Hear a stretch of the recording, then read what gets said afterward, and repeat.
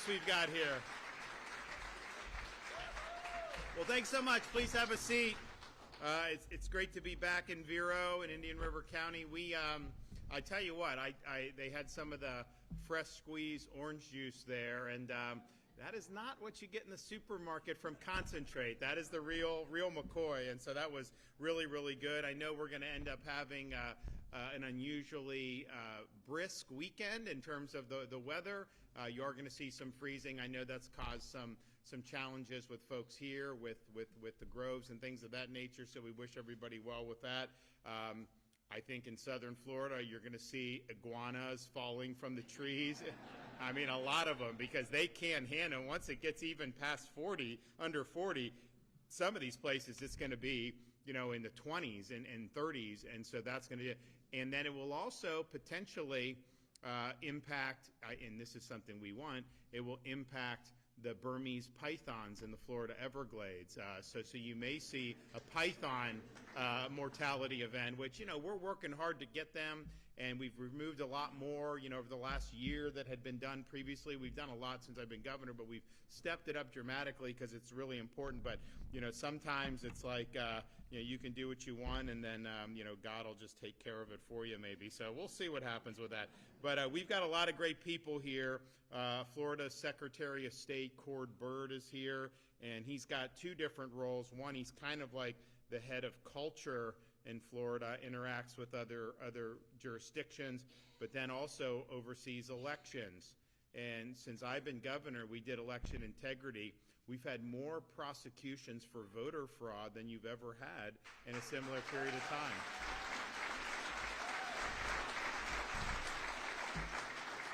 And it's not just voting for a candidate fraud. We have these constitutional amendments that these special interest groups will get petitions to qualify for ballot. And a lot of these petitions are fraudulent, and we're calling them out. And so we did a big reform that if your name and signature come on a petition, the supervisor has to send you a postcard saying, hey, we have a record you signed this, did you? And you know what? We have thousands of people getting those postcards saying, I never signed that doggone petition. Well, how the hell did that happen then? Fraud is how it happened. And so you've got big-time criminal investigations. You've got people that are going to be held accountable in just this election cycle for having done that. But, in some respects, the petition fraud is even worse than if you have fraud in like a candidate election, because the petition could lead to changing the Constitution. So that's forever pretty much. And so it's really, really important. And so Cord has led the effort on that, is just done amazing. We have our CEO of Visit Florida, Brian Griffin, with us. And then we have two sheriffs from the Indian River County, Sheriff Flowers, and then Sheriff Del Toro from St. Lucie County. I want to thank them for the hard work they're doing.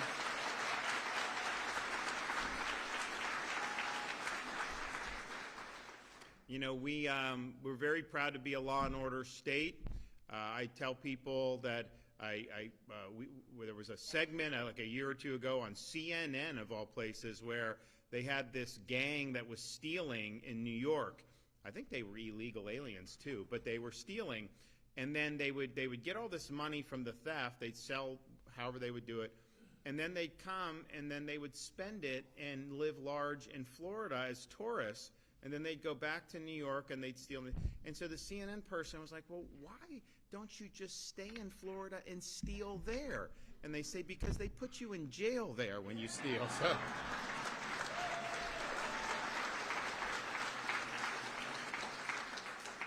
We also have, I know, Senator Mayfield. I didn't see Senator Garcia here. I didn't see her back there. But Senator Mayfield, we have Representative Miller.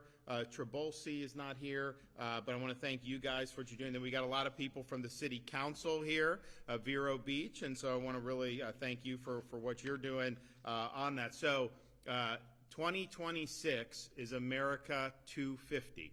And we...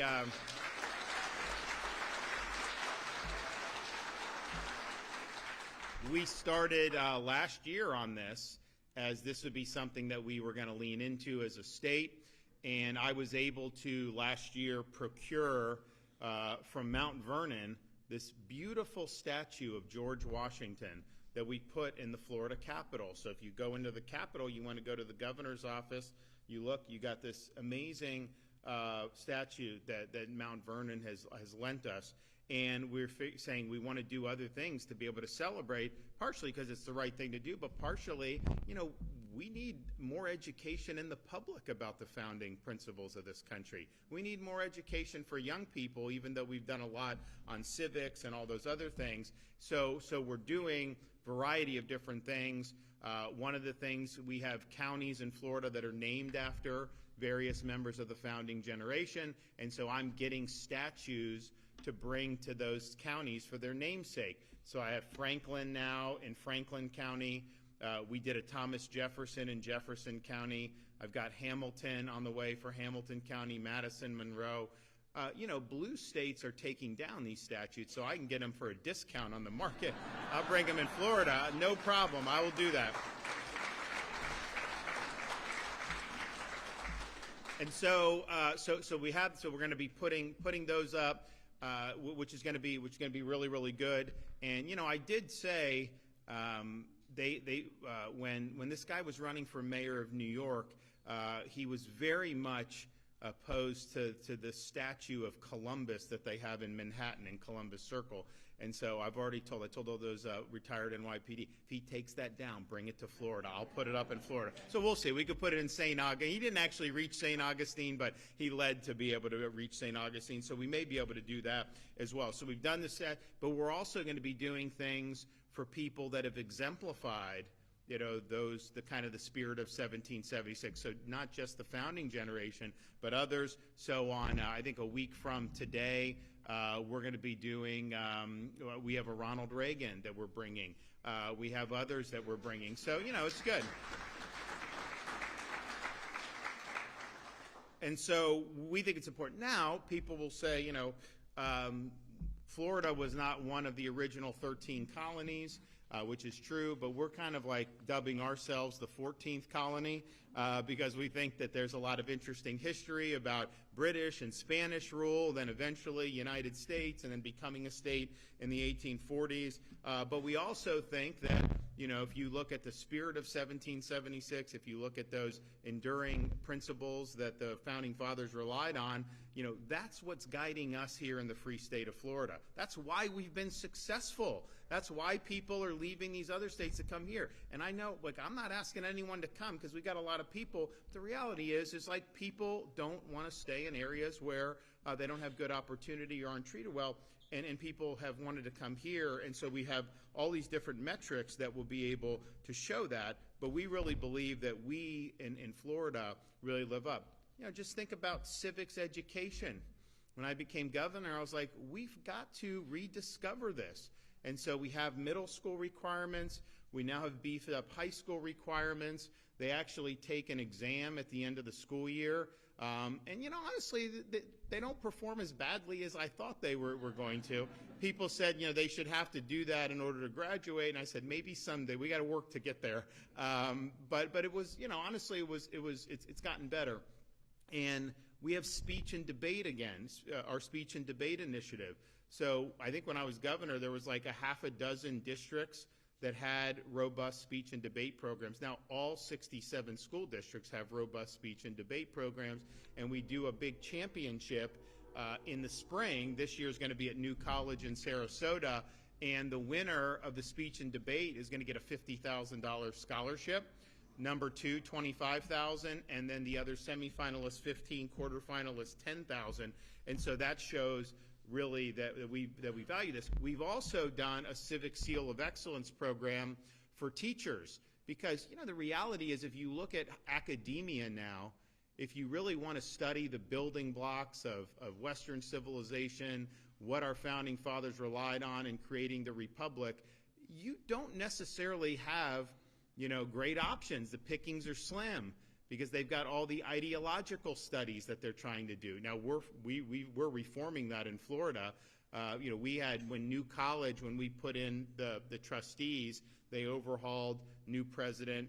One of the first things they did, this was before no one would do this, they eliminated DEI first in the country, first college, and then they eliminated gender studies.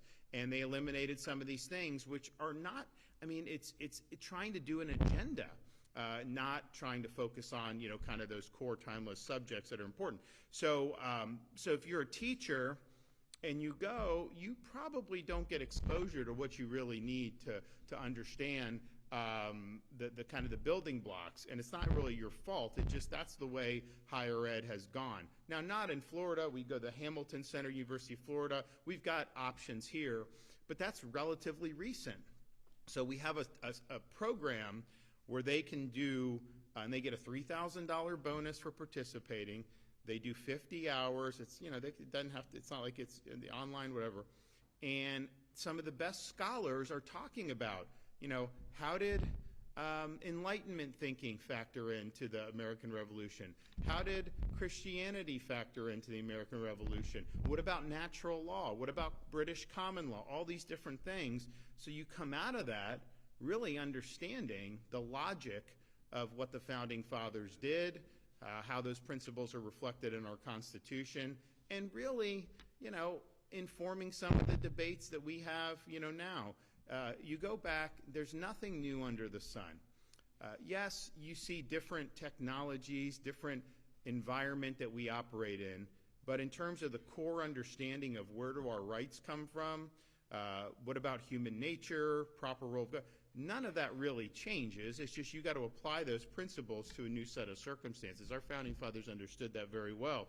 So we're arming the teachers with the ability to do that and to let the kids kind of have a full understanding of what this means. And the thing about it is we have students that will go, we have people that graduate not too far from here, high school, they'll go work for SpaceX at 18 years old.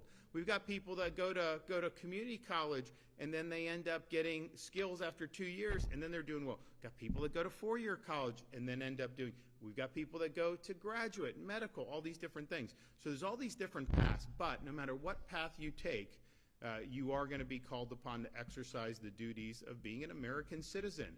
And what does that mean? And are you going to be able to do that in a way that's going to help preserve freedom for future generations? And I don't think you can do that if you're just a blank slate, if you don't have any type of direction for understanding. And so everything we've done is to try to provide that because we know it's really, really important. And so we have a website, America250fl.com. That's our official hub for all the different things that are going along. You can see about the 14th colony that we're talking about. We have an exhibit on that, which is really, really cool. But we're also able to make some announcements here today. So first, I want to be able to announce, so that, they have President's Day. And it's federal. Florida does not recognize it, but it was really, in the U.S. Code, is Washington's birthday. It's not for every president. I mean, we don't need a day off to honor Millard Fillmore or James Buchanan. You just don't. Like, it is what it is. Sometimes you get good, sometimes you get stinkers, and that's happened throughout American history. So you don't need to do that. So it's really Washington's birthday, and not that there haven't been other great presidents, but Washington really is in a class by himself as the founder of this country. And we have separation of powers, checks and balances. I think we should have term limits for members of Congress, right? I mean, come on.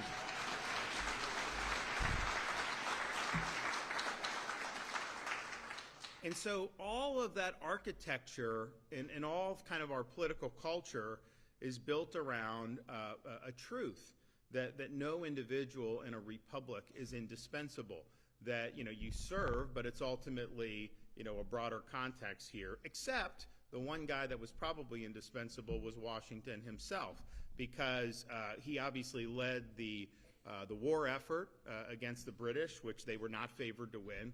And when they were embarking on that, and they signed the Declaration of Independence, July 4th, 1776, or so, whenever they signed it, it was July 2nd, 4th, and then they kind of go. But it was put out to the world on that date. That wasn't something that they did flippantly. It wasn't something like now people just pop off on Instagram or something like that.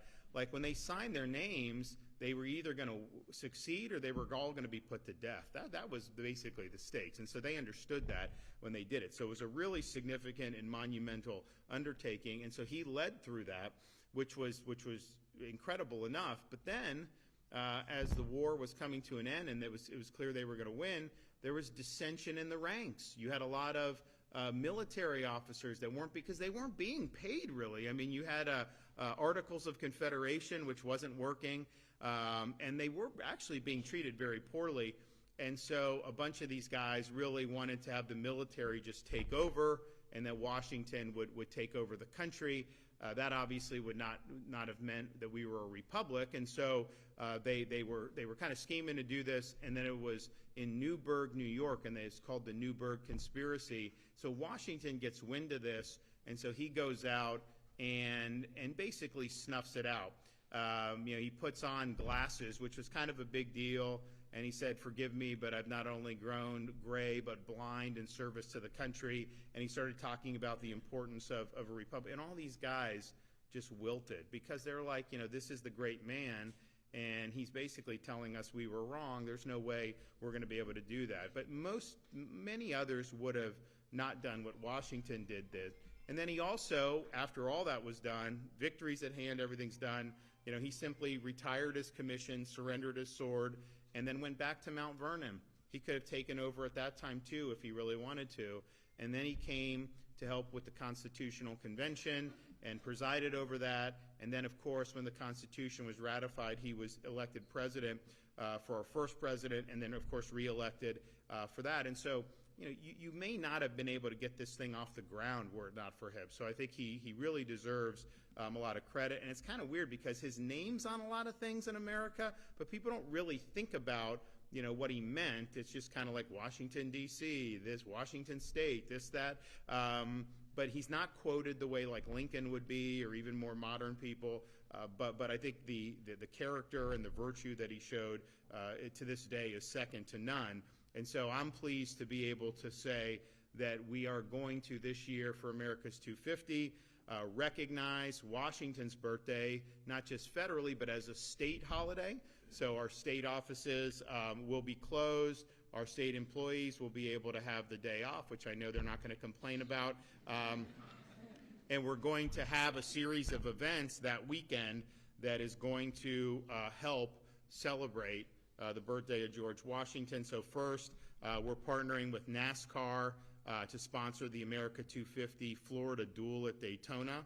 So it's going to be an exciting race at the start of Speed Week to celebrate Florida's rich history. The race will involve drivers competing for their starting position in the 68th running of the Daytona 500. And then this will complement the Fresh from Florida 250 that happens that Friday, February 13th, sponsored by Agriculture Commissioner Wilton Simpson. In addition, that period of time, that 12 to 16 of February, all fees are waived for admission to state-owned public lands, including our public parks, state parks, wildlife management areas, water management lands, and Department of State historic properties. So you can enjoy that free of charge. We want people to be out there to be able to get that done. Another thing we're doing, because we're saying Florida's the 14th colony, is we've got something called the Florida Historic Golf Trail. Now, they didn't play golf in the colonies at that time, and it was a while before they started to. But we've got all these very historic places, and we're going to offer them for their 14th hole a special 14th colony flag that they could put in that hole. I don't know if John's Island Club will want to put that up, but like some of these others may want, and I think it's really, really nice. So we'll be able to do that, and we're happy to be able to offer that, and it's something that's really, really meaningful. And then finally, I'm pleased to announce that we are going to be, the state of Florida, through some of the foundations that are associated with the state, are going to be sponsoring an essay contest on America 250 for Florida students. So allow applicants to enter for the chance to receive one of 14 Florida prepaid scholarships to help with their schooling in any of the state colleges or universities. And so there'll be further details on that that'll be forthcoming. We have this thing, Florida Prepaid, where you can pay to basically get your kid, free. It's effectively free by the time they get old enough, tuition at our state colleges and universities. But since I've been governor, we've not allowed them to raise tuition at all for Florida residents, and so.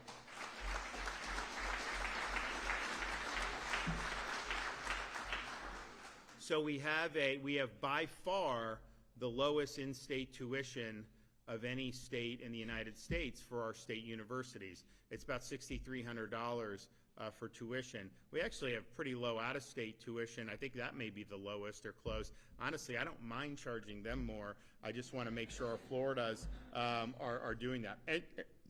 And we also have possibilities for students to qualify for in-state based on their grandparents' residency.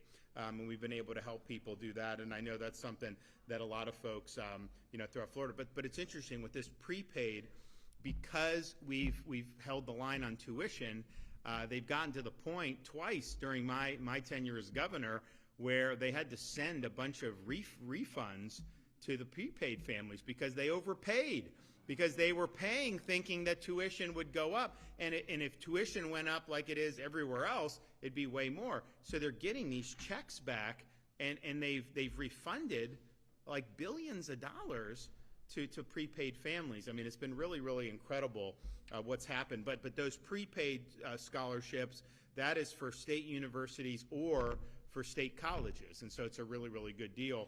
And I think that this is going to be a great time for students to be able to compete and really think long and hard about America 250. And the final thing I'll just say before we bring up some of our other speakers is, why does this matter? Well, it matters. It's just the right thing to do, and I think. But it matters even more because when they went out on this journey to launch this experiment 250 years ago, they did so knowing that they were bucking the tide of history. Republics that had been attempted had all failed. They were likely to fail. And so they said, we're going to determine once and for all, can people govern themselves or not? Can you have a society where your rights come from God, not the government, where you have rule of law, not the rule of men, all these different things? America was going to ultimately answer that question. And so, they set out a lot of ideals in the Declaration of Independence. They later provided a framework for those ideals when they created the U.S. Constitution. But, when Benjamin Franklin walked out of the Constitutional Convention, he was asked, did you give us a republic or a monarchy? And his answer was a republic if you can keep it. Because they understood you could have the best Constitution in the world, you could have the best Declaration of Independence in the world. These things don't run on autopilot. They require every generation of Americans to step up and defend freedom, particularly when it's threatened, sometimes even putting on a uniform and risking your life in service of this country. And so the experiment continues. The question that the founders sought to answer was not finally answered by the documents they produced or some of the things they did. That just gave a chance to be able to answer the question. So we're still answering the question about whether you can have a free government that can long endure. And, in Florida, we're showing, that you can get things done, that you can do it the right way, that you can have low crime, that you can have low taxes, that you can have big surpluses. We've paid down, just since I've been governor, the whole history of Florida. In my tenure, we've paid off 50% of that debt for all of Florida's history just since I've been governor.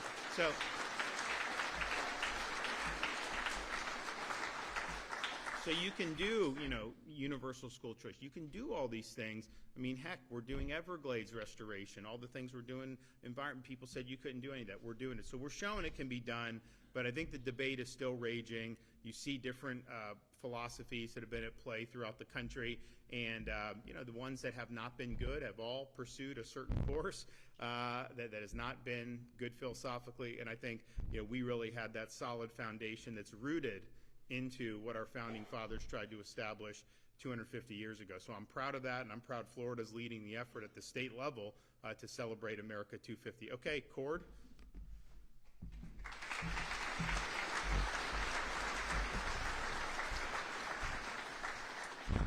Well, thank you, Governor, and good morning. It's such an honor to be here with you. I have so many good friends in this part of the state, and it's always exciting whenever I get to hear the governor talk about, with passion, what it means to be an American and what is right about Florida, or what makes America Florida. And in the preamble to the Constitution, there's a phrase, to ourselves and our posterity. And the founders were telling us, they were giving us a duty and a responsibility, and it's a reminder to us all of our responsibility to future generations. And part of what we're doing this year in this celebration is we're reflecting upon the commitment of the principles enshrined in the Declaration of Independence and the Constitution for the benefit of all Americans. So this isn't just a history lesson. This is why, as the governor stated, why these principles are relevant to each and every one of us today, and why in the free state of Florida we're fighting for these things. So just to go over, as the governor said, well, some of the things that we're doing, we started, just like everything in Florida, we do it bigger, better, and faster than anybody else. We started last July 3rd putting up the statue of Thomas Jefferson in Jefferson County. And then we're coming up with the 14 heritage sites throughout the state, one of those being Mission San Luis and in Tallahassee, which tells an intriguing chapter in American history. And for those who don't know, the first Christmas was in America was celebrated in Tallahassee by the Spanish who were there exploring. And the Mission San Luis is currently nominated by the USA Today for one of the 10 best open-air museums, and you're still eligible to vote, so you can go there and vote. We have the Duel at Daytona coming up, which will be with the Florida Department of Transportation and NASCAR. We have a promotional video that's at all of our gas station, TV centers, welcome centers, and airports, in which I'm telling about what we're doing here in Florida and getting Floridians excited about all the things coming up. If you've traveled the state, and I stopped at one of the rest stops on the way down this morning, you'll see America 250 signage and banners. So we're remarking and reminding of those historical things that have happened around the state. The Highway Safety and Motor Vehicles has issued a commemorative America 250 FL license plate.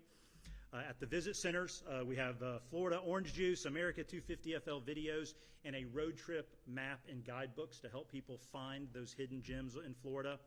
Something I'm also very proud of, at the Department of State, we have a Veterans History Program where we have staffers that are touring the state, recording stories from our veterans for posterity to tell their stories of their heroism and what they've done in sacrifice to our state and nation. Thanks to the governor and the legislature, thank you, Senator Mayfield, we distributed last year $1 million in America 250 FL grants. We have an unsealed podcast which focuses on America 250 and both the United States history and Florida history. We have a series of commemorative America 250 FL historic documents and maps available. We've curated an America 250L Spotify playlist, and we have a designated stage at the Florida Folk Festival showcasing America 250 FL. And at America250FL.com, we are collecting family stories tied to American and Florida history. So if you have one of those great Florida stories, one of those great Florida family histories, please go. We want to know your story. We have a calendar of events, both of local, state, and federal. We have that you can find the heritage sites, you can find the interactive roadmap, and then certainly please follow us on social media at America250FL.com. We're on Facebook, X, and Instagram, and every single day we're putting up posts. I mean, the stories are amazing from our sports history. There was just one up about UM and the first bowl game they played in. There's stories about Gatorade. I mean, so every single day you can go and follow us and learn something new about just what an amazing history that our state has.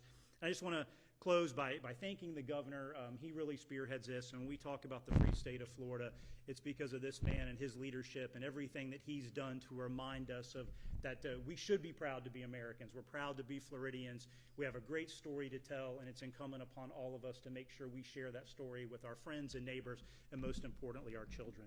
So now it's my honor to bring up President and CEO of Visit Florida, Brian Griffin. Brian, take it away.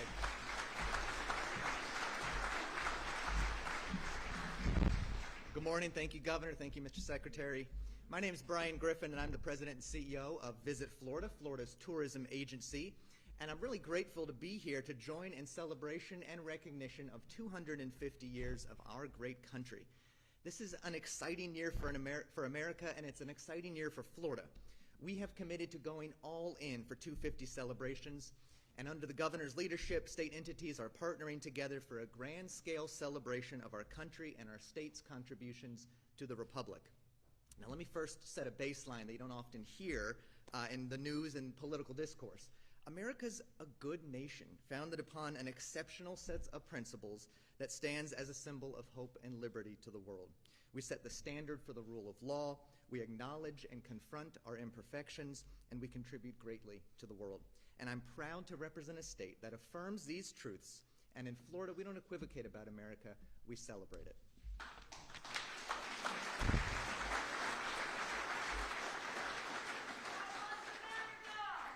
Exactly right. God bless America. That's what this year is all about. We're celebrating our country by highlighting our exceptional qualities and our storied history. And at the direction of Governor DeSantis, state entities are working together to make opportunities available for residents to experience American and Florida history, to enjoy our state's natural treasures, and to spend time with family and friends at exciting sports and recreational events throughout the year. And to that end, we invite visitors who are looking for the right place to celebrate America's 250 to come to Florida and celebrate with us. And what better way to kick off this year than with Florida's Birthday Bash weekend for George Washington. First in war, first in peace, first in the hearts of his countrymen, George Washington is a man to honor. He led our American troops bravely and then stewarded our nation wisely as our first president. But we celebrate more than his accomplishments. We celebrate the virtues that he held out through his conduct in office. Courage, loyalty, hard work, humility, and a reliance on God in difficult times.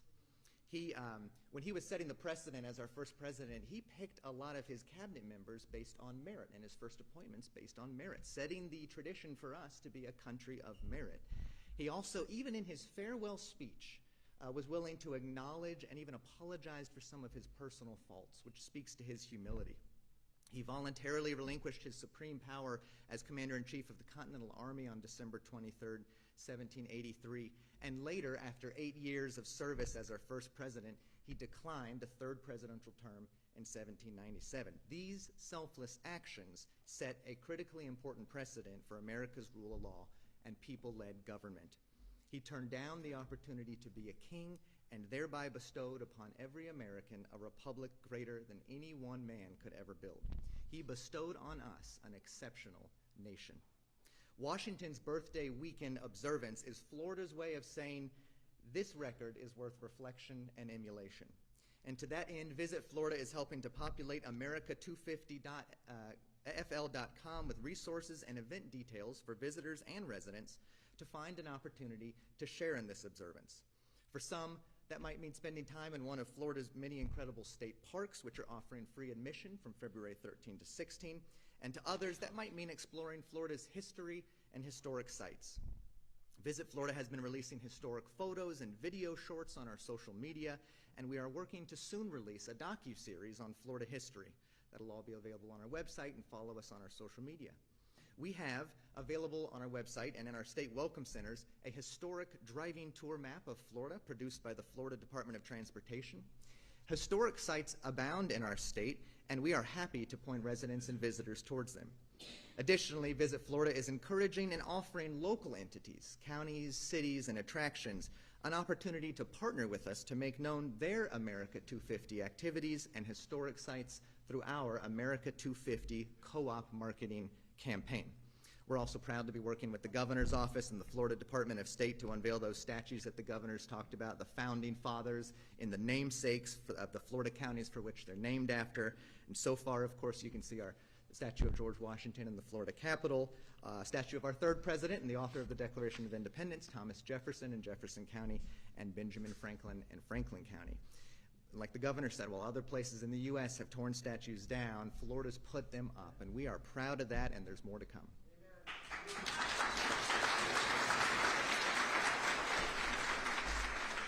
Visit Florida is glad to be helping to lead the effort on celebrating America 250.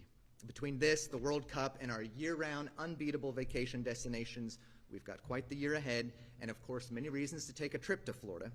And tourism is strong in our state. In fact, we're the #1 domestic destination for tourism among all 50 states, and Visit Florida works diligently to protect that market share. The tourism industry exists to serve you, our residents, and in just a year's time, tourism in the state of Florida generates $134 billion in economic activity and saves each of Florida's 9.1 million households nearly $2,000 in taxes. The tourism industry supports 1 in every 8 private sector jobs in the state of Florida. Florida is blessed by strong tourism, and our industry is blessed to be living and working in Florida. Our efforts to support America 250 are just another way that we are glad and proud to support our state. So come explore our state's rich history, reflect on our founding fathers and monuments across the state, enjoy our statewide Washington Birthday Weekend celebration, and travel our state all year long to capture the spirit of 76. Stop into a Florida Welcome Center for more information, or visit America250fl.com and choose Florida as your America 250 hub. Thank you very much.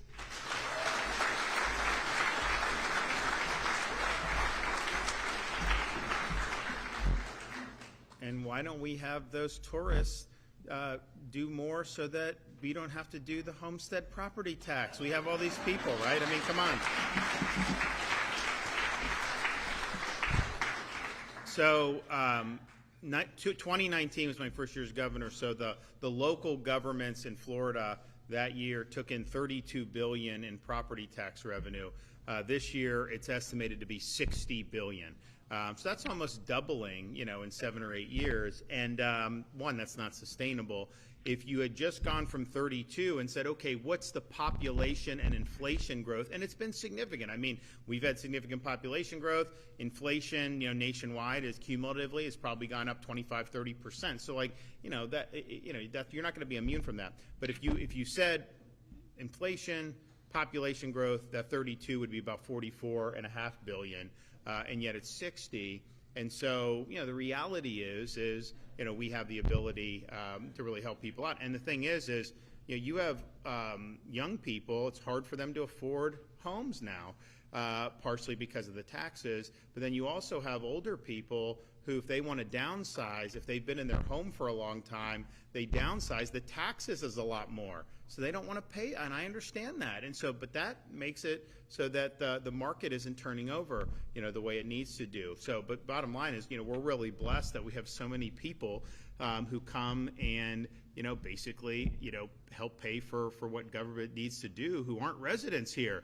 Some of them aren't even, we have, very wealthy people from foreign countries that come and buy homes. I think those are the ones you want to tax, not our residents. And so we're working on that for sure. So, okay, good deal. We got any questions back there? Yes. Thomas from the Sunshine Journal. George Washington often referred to the press as scribbling idiots. And, it was very partisan in his day, and the press as being part of the First Amendment. At the 250 celebration, how do you look at the press today?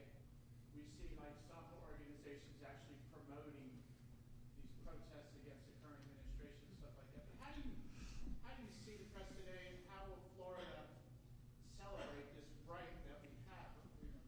Well, I think it's interesting because the founding, you're right. I mean, basically Hamilton had a newspaper, Jefferson had a newspaper, and they were basically just at each other's throats. I mean, they didn't have but it's representative of those two wings in the early republic, and they were very nasty. And in a lot, honestly, the founders dealt with a lot nastier stuff than we do now. Even though it's gotten coarse in our day, but that was really, really nasty. But I think the founders. So what did they mean by the press? The core thing was like when they had the American Revolution. What were they doing? They were printing pamphlets talking about natural rights, talking about not having a king, talking about, taxation without representation, protesting some of these things.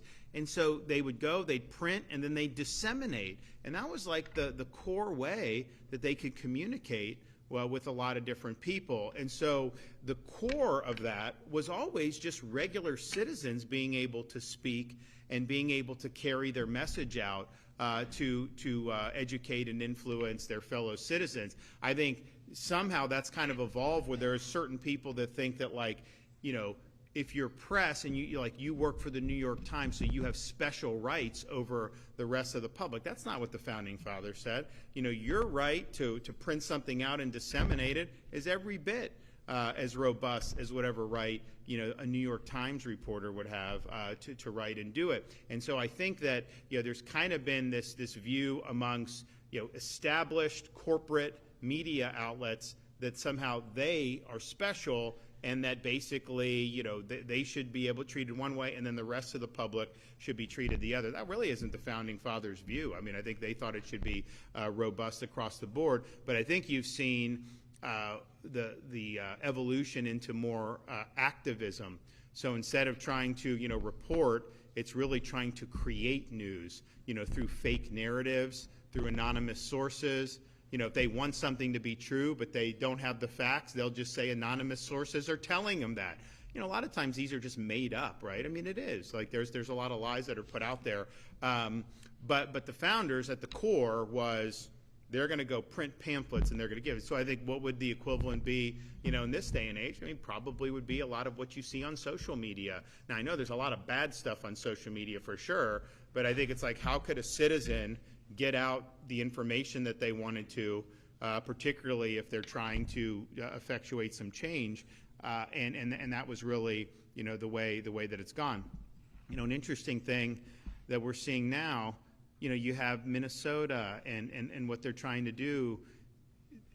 Fast forward a year ago, January of 2025, a lot of people don't remember, I called a special session of the legislature for immigration enforcement.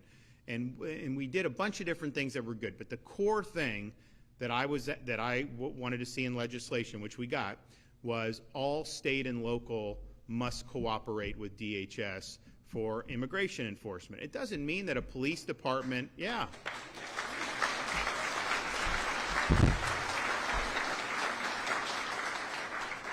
doesn't mean that a police department has to do the federal government's job for them, but it does mean if our state troopers pull over an illegal alien for drunk driving, and they have reason to believe he's here illegally, then they need to turn that person over to DHS. If you got someone in your county jail that's an illegal alien, you need to make sure DHS is able to come pick them up and remove them from our communities. And yes, we also require street level enforcement where we have task force, we have all this stuff. So, but I insisted on that, and at the time, we actually had opposition, this, that, all the things. But why did I do that? Because I knew, even in a red state like Florida, you get mayors, you get different types of, now most of our sheriffs want to be a part of it, but not all, some police chiefs, whatever, that they would be doing what the mayor of Minneapolis or the governor of Minnesota or somebody, to try to not just not cooperate, they won't even turn over criminal aliens that are incarcerated to DHS for removal. They won't even do that, but they're doing more. They're whipping up active sabotaging of this federal mission. And I saw that would be a possibility, and so what we did is what we did. So now you could have some mayor in wherever, I'm gonna stop ICE, all this stuff. Okay, you know what? You're gone. You're out of your position, and you get removed. It's just that simple.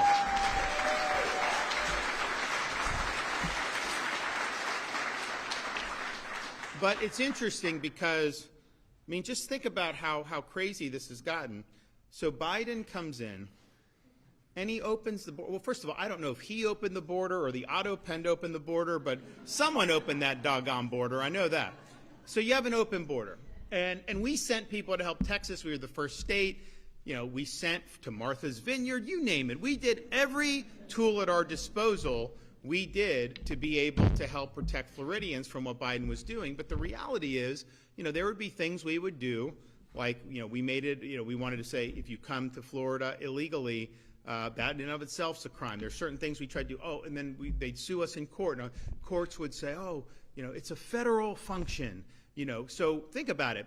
If the federal government's acting within its proper constitutional authority and is legislating something, then obviously a state can't come and do the opposite of what that law is if it's in their proper sphere.